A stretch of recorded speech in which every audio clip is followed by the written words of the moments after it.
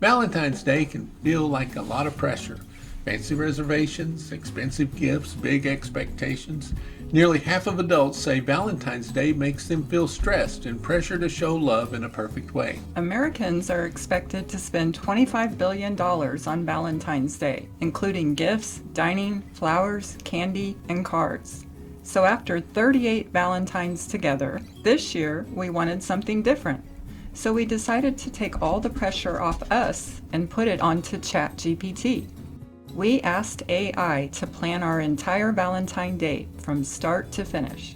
We first started with what event we were going to do. We didn't give chat too many demands, something special but low pressure, not overly fancy, and comfortable for our age. We wanted to dress casually and warm because the forecast for the weekend was for wind chills below zero.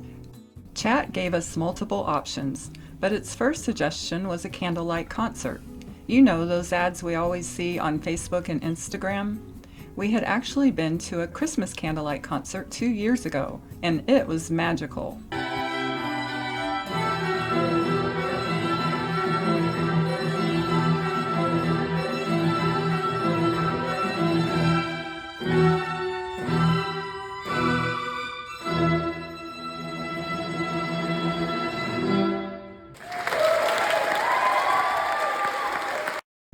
So we checked Fever's website for what was happening in our town, and they had 2 concerts coming up this weekend. Queen versus ABBA with a string quartet, or Taylor Swift with the same. Being both children of the 1970s, we chose Queen and ABBA. So we told Chat we secured the 6:30 p.m. Queen vs. ABBA tickets, but then asked it for some suggestions for a romantic but affordable dinner with great reviews. Now we live in a foodie town, so many fabulous restaurants, and at first Chat had a lot of recommendations, but many didn't even open up until 5, and we needed to be at the concert about 5:45. So we made Chat narrow down where we could eat an early dinner. It had multiple great suggestions, many of which we frequent often, but its first pick was Metropolitan Grill. Even though this is a few miles from our home, we had never been there, so we made reservations for Metropolitan Grill.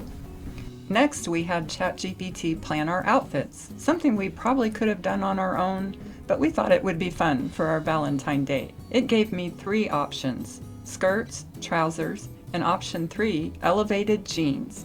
And it included some photos of ideas.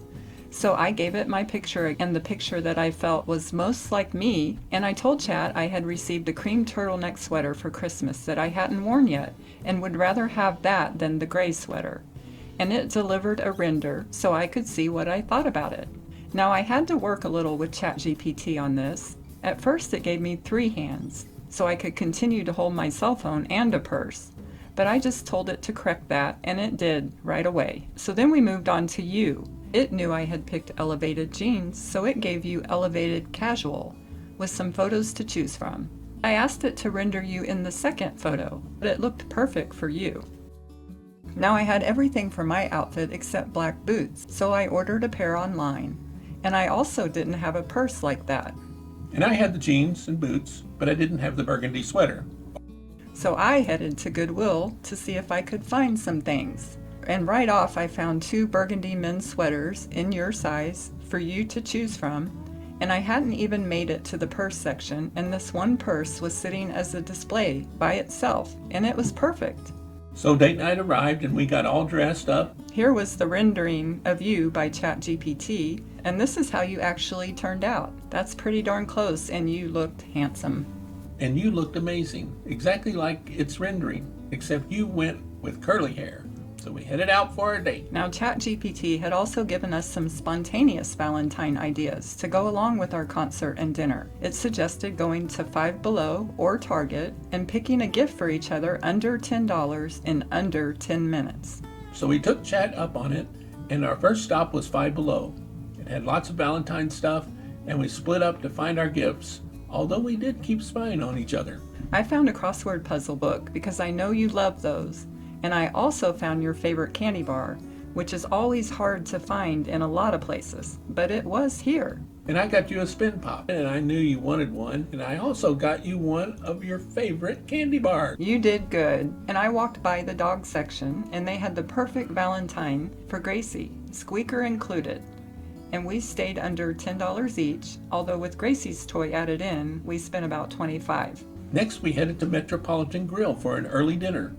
We got there at 4, and we were actually the only ones in the restaurant for a while. It did have a very romantic vibe with low lighting and lots of chandeliers and string lights everywhere. And I think we got a lot of attention from the staff, maybe because we were there so early, but it definitely felt like they strive for that all the time.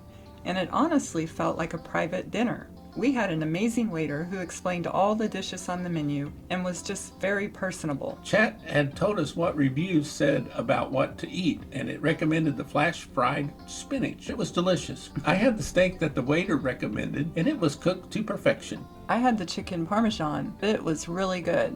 Metropolitan Grill was 5 stars in my book. Mine too. And then we headed to the Queen vs. ABBA candlelight concert at Stone Chapel. We went early in hopes of a good parking spot and a good seat, but there was what looked like a basketball game going on at the high school across the street, and we liked to never found a parking spot. But when we did, it was quite a hike through intersections and over mounds of snow to Stone Chapel, but it was beautiful. The moon was almost full and lighting up the whole chapel in the reflection of the snow. The whole concert was beautiful, romantic, just the perfect atmosphere for a Valentine date. The musicians were very talented and fun, and the arrangements of the Queen and ABBA songs were so cool.